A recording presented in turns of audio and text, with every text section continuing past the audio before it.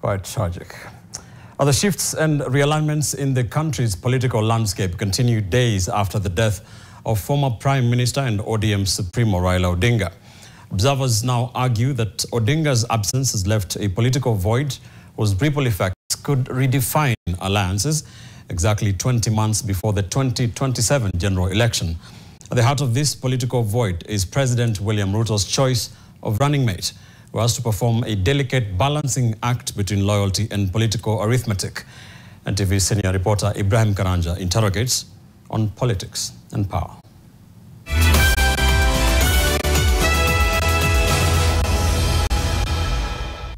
Fellow Kenyans, finally the D-Day is here with us. In his lifetime, Raila Odinga's towering presence held the ODM party together, shaping its strategy, dictating its tone, and even influencing its position in national power play. But his death is now seemingly pushing the party and President William Ruto's Kenya Kwanza team into a dance of negotiation and survival. Observers opine that Odinga was set to go for a pragmatic support deal with President Ruto, one that could have given the president a near certain sweep in strong ODM support bases, with the former Prime Minister himself steering his base in exchange of structured political returns, far from the demand of the running mate position. Raila's presence was enough for Ruto to get the support he needed. In the absence of Raila, you must go back to the drawing board. Because Raila could give Ruto the support he needed from Nyanza and ODM. Okay? But now it must be ODM, not Raila. And there must be something on the table. But with Odinga out of the picture, ODM's leverage is now transactional.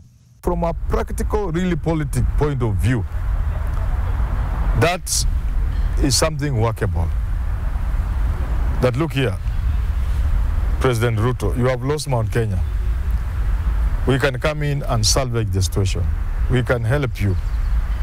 But in return, you must give us number 2 position. Acting party leader Oburu Oginga has already drawn a clear line, declaring that ODM will only back any 2027 formation if offered the running mate position at the very least. If we have to go for a lower position, it must not be lower than number 2. So that will depend on how we work hard to strengthen our party, so that our party becomes a party of the people. It becomes a party to reckon with.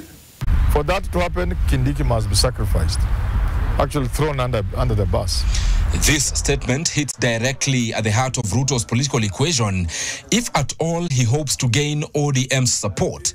The head of state's commitment to his deputy Kithure Kindiki, a man he has publicly hailed for restoring dignity and calm to the second highest office, once rocked by feuds and factionalism. Sasa niko na deputy huyu anaelewa barabara, anajua stima, anajua mpango ya serikali ya SHA, ni mtu mwadilifu. That is how we are going to change Kenya. But with politics rarely being sentimental, Kindiki's hope for retention lies in perception, not in numbers. You also don't want to antagonize the mountain. You can imagine when you pluck the deputy president position from Mount Kenya and take it to Nyanza, what message you'll be sending to the mountain.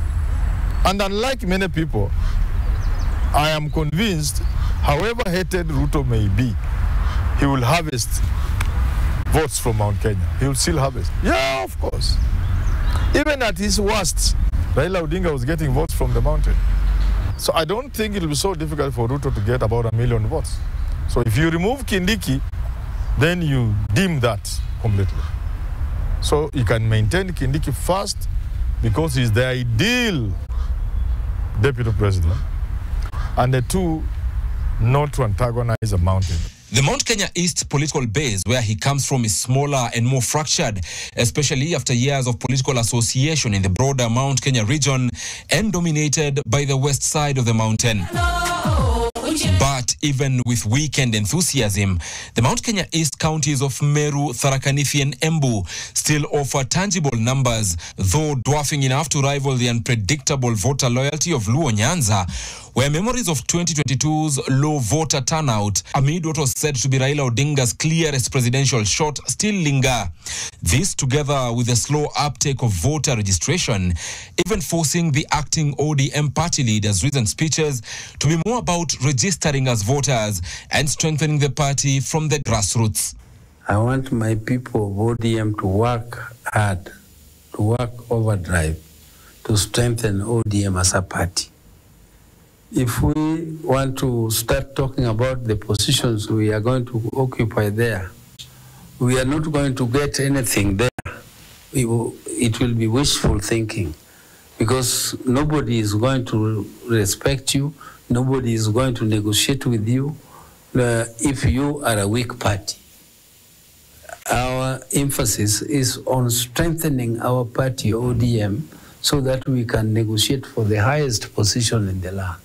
According to the IEBC voter records for the 2022 general election, Meru, Tharaka Nithi and Embu had a total number of 1.3 million voters, while Kisumu, Siaya, Homa Bay and Migori had 2.16 million votes.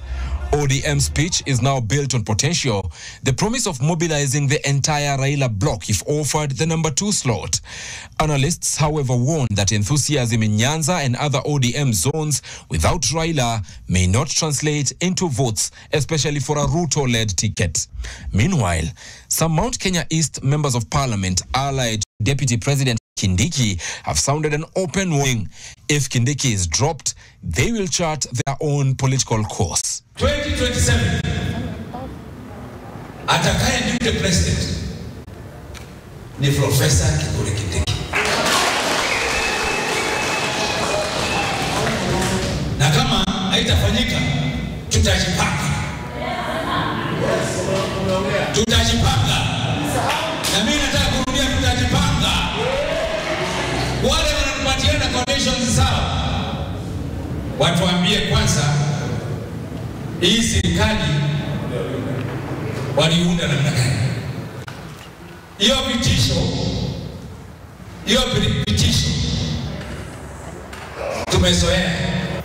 For President William Ruto, it is now about balancing a delicate seesaw, determining on whether to retain his loyal deputy with supposed modest numbers or to gamble with ODM's uncertain bloc to impress the national optics. Ibrahim Karanja, NTV, for Politics and Power.